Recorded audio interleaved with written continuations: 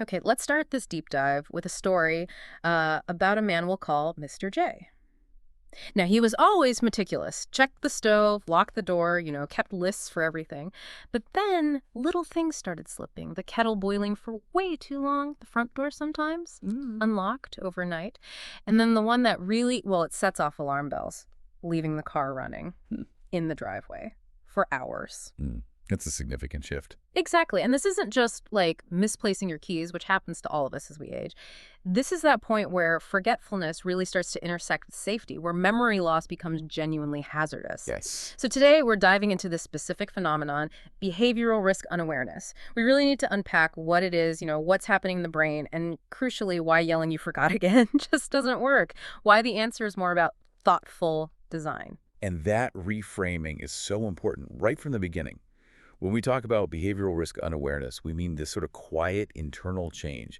It's where an aging adult just it doesn't accurately sense or respond to potential danger in their environment anymore. It's not a choice. It's not them being careless. Right. It's not deliberate. Not at all. The really central point here that the research makes very clear is this isn't a lack of attention. It's not that they've stopped caring about safety. It's more like a fundamental change in how their brain is processing consequences, Yeah. situational awareness. That internal safety system, if you want to call it that, it's been subtly rewired.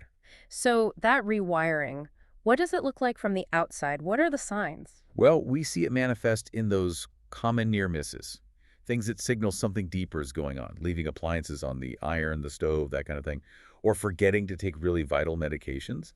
And just as dangerous, sometimes doubling up on doses because they genuinely can't recall taking them the first time. Okay, so if the person honestly believes, yes, the door is locked, or yes, I took my pill, what's actually going wrong inside the brain? How can it create that false certainty? That's really the core mechanism we need to grasp.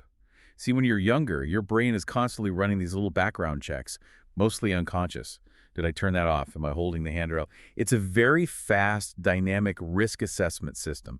It's largely governed by what we call executive function. And the research points to specific areas, doesn't it? The parts handling planning, impulse control, checking your own work. Precisely.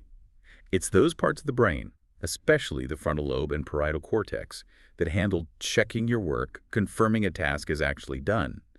That critical feedback loop between doing something, being aware you did it, and making any needed adjustments. That whole system slows down. It can become inaccurate with age. Think of it like maybe a computer processor that's just not running as efficiently. The initial action might happen turning off the stove, say, but the confirmation signal, the part that says, yes, stove is off, I checked, that signal gets delayed. Or sometimes it just gets lost entirely. And that delay, that creates what you might call this cruel gap, the time between the action and actually knowing it happened correctly, which explains those really surprising behaviors, right? Like forgetting they took their pills and taking them again. Exactly. Or stepping outside barefoot when it's freezing. Because the environmental cue, the cold floor, or the memory of the recent action, it just doesn't register fast enough or with enough importance. And moving from the sort of neurological level to what caregivers actually see, these patterns often creep up gradually. We can kind of categorize the signs of this behavioral risk unawareness. Okay. First, there's what you could call environmental neglect. So doors left open, stoves left on, maybe using appliances in an unsafe way. Then we often see medication errors. That's a big one. Missing doses, or like we said, doubling up. And really importantly, a reduced hazard response. They might just not notice a spill on the floor or a sharp object left out or even an open flame nearby. That's worrying. But you mentioned something else.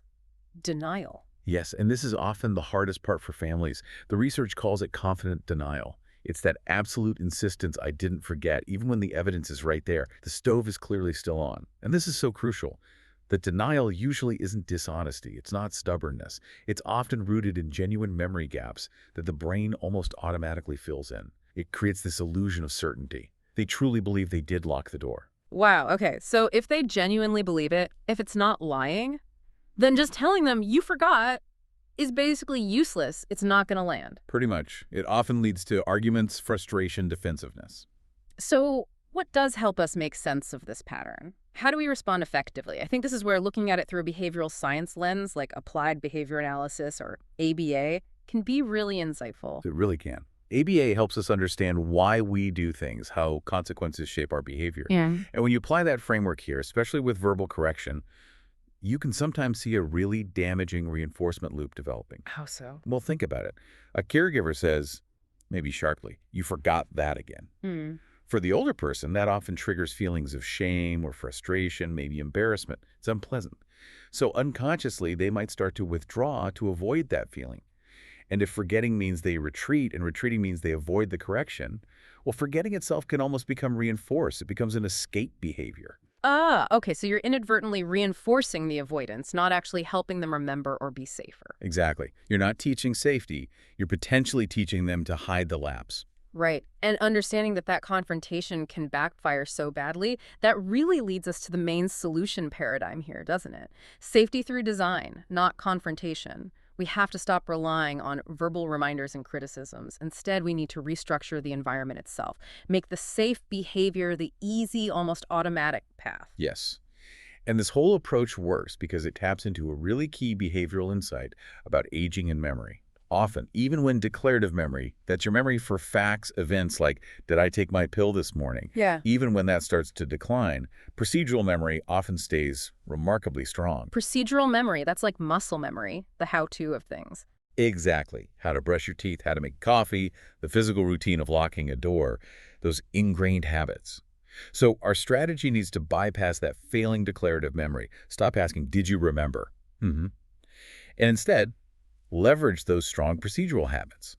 We need external supports that make the safe choice the default, the automatic thing to do within their routine. Okay, that makes a lot of sense. So let's break down some of those practical external support strategies. The sources mentioned 5 key ones. The first is about using visual taskmasters. Right. This is all about taking the load off their short-term memory, putting the reminder into the environment itself. It can be really simple things. A visual checklist by the door. Wallet, keys, lights off, door locked, check, check, check. Or clear, color-coded labels on medicine dispensers for morning versus evening. Even just a basic laminated card they flip over, meds taken, meds not taken right by the pillbox. They see the confirmation. No need to recall it. Simple but effective. Okay, strategy number 2 leans more into tech. Environmental cues. Absolutely. This is where smart home technology can be a huge help, acting as a silent, reliable partner. Think automatic stove shutoffs. If there's no activity for, say, 15 minutes, it just turns off. No judgment, no forgetting. Or door alarms that chime if the front door is left open for more than 5 minutes. Smart lighting that comes on automatically at dusk so they aren't navigating in the dark. These things act like an external feedback loop, stepping in when the internal one fails. Got it.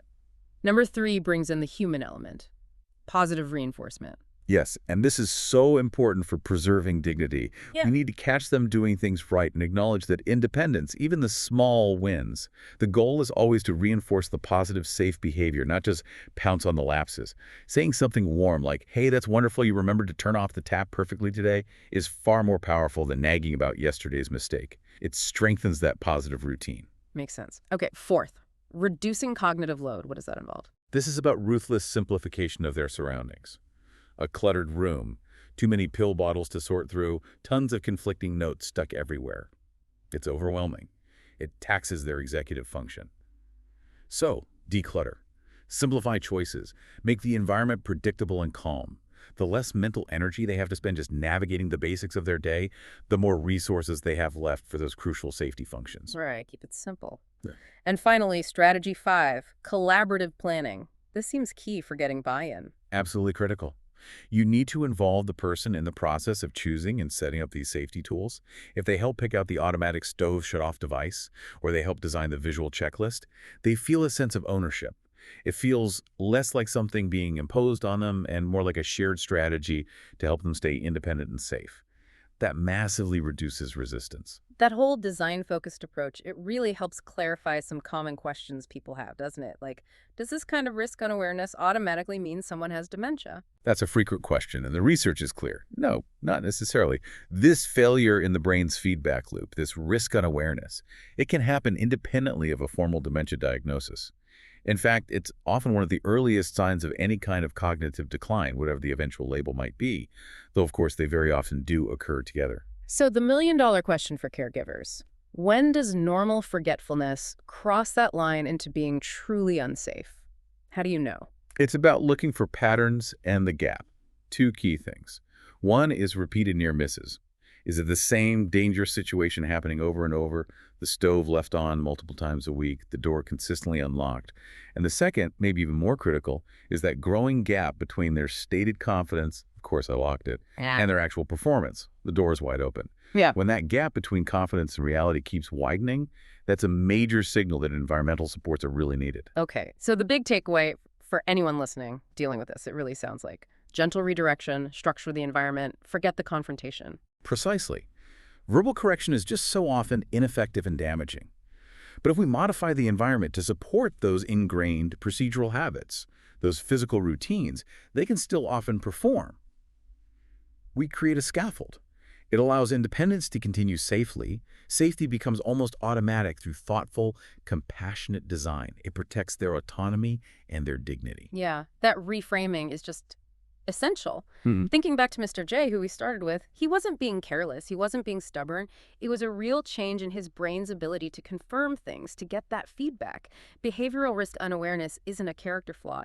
It's feedback for us. It tells us how we need to adapt the support. Exactly. So this deep dive really shows us that independence doesn't have to just vanish when memory starts to fade. It needs to evolve. It needs thoughtful structure, smart supports. And maybe the most powerful thought this leaves us with is we actually have the ability to design that safer, more compassionate environment. We can make supporting the aging brain feel, well, natural again, not like a battle.